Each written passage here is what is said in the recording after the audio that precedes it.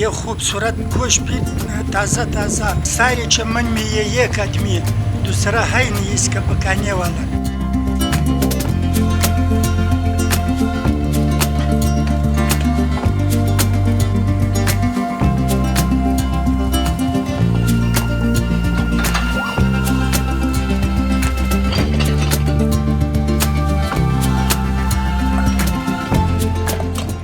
ये चैनकी है। ये मेरे वाले 40 साल से ये काम कर रहा है पूरे बलूचिस्तान में, बल्कि पूरे पाकिस्तान में।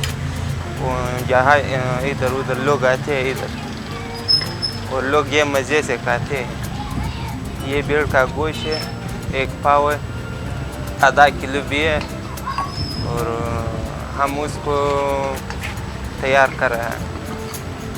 कीमत कितने पाव? उसकी कीमत 360 है, बगैर रोटी के साथ।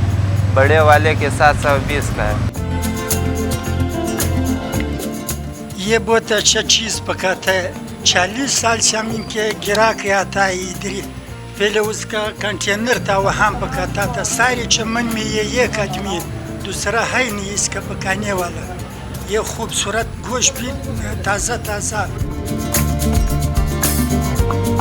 पहले हम ये कंटेनर में बेचते थे, उसके बाद हम इधर आए 7-8 साल के, और इधर बॉर्डर बंदिश की वजह से हमारे काम कुछ लोग हो रहा है।